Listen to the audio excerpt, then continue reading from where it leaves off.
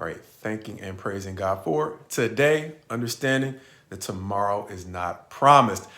Thanking him especially for today being able to close out the Old Covenant with the discussion of its last chapter, Malachi chapter 4. I want to go ahead and call it Practice and subtitle it. I don't know what I want to subtitle it, but it seems to still fit in the theme of practice. And by the end of our discussion, maybe we'll have a subtitle I'll attach to it. But for now, it's simply 6 verses that I think I don't want to read, but I'll summarize hopefully briefly and give you 1 or 2 thoughts that came to mind as verse 1.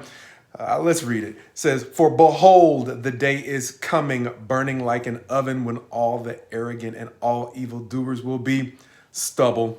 The day that is coming shall set them ablaze, says the Lord of hosts, so that it will leave them neither root nor branch." As verse 2 is going to go on and offer the contrast, "But for you who fear my name, they'll experience a time of healing and joy." Understanding additionally in verse 3, he will say they will tread down the wicked on the day when he acts, reminding us that there are some challenges in life that are simply beyond us, requiring us to wait for the time when God acts and appreciate those days when he actually allows us to participate in not so much the revenge, but the relief that comes from God acting on our behalf. Understanding that the waiting can seem long.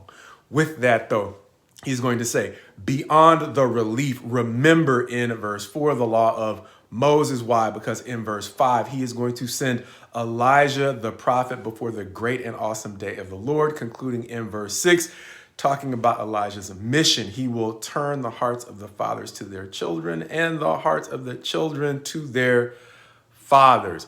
Raising for me an interesting question. How bad had it gotten if their hearts weren't already turned toward one another? Understanding that we live in a time where it's easy to get people to care about family. It's hard, seemingly, to get us to care about one another beyond our immediate circles. However, toward the end of his ministry, Jesus prophesies a time where the increase of lawlessness will cause hearts to grow cold. And understanding that we are living in a time that seems to be experiencing an increase in lawlessness, we also seem to be living in times where, at least I think I'm hearing more and more stories in the news that represent the decrease in affection, genuine affection between family members, something that I mention from time to time. And even though the last chapter of Malachi, the last chapter of the Old Covenant, may simply be talking about the decline in relationships between fathers and children, or the decline in genuine affection between family members, that decline might simply be a symptom of their decline in genuine interest in the wisdom of God.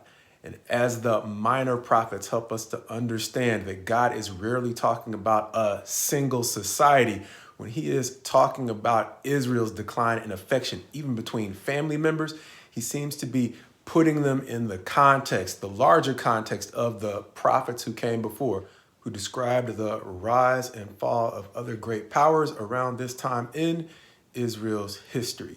A description that may help us to understand that their disinterest in the well-being of those who they didn't seem especially close to might have created an environment where being cold to one another permeated the society to the point where it became trendy. And as it became trendy, it spread to the point where it simply reverberated back into their own close personal relationships, reminding me of a word that I learned before I was even a preacher, a word called aharit. I'm probably mispronouncing it, but it is Hebrew for the end of a thing, reminiscent of the concept that God sees the end of a thing from the beginning. And so when, as we'll see in the New Covenant, that Christ summed up the law by saying, love God and love people, he is giving us that summation of the law from the perspective of the aharit.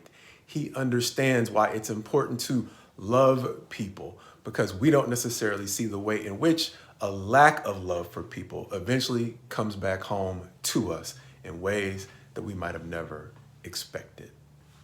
And so when Malachi prophesies the coming of Elijah, a prophet who physically had been taken to heaven a while ago, Jesus is going to tell us that if we are willing to hear it, John the Baptist is the Elijah prophesied quite possibly here at the end of Malachi.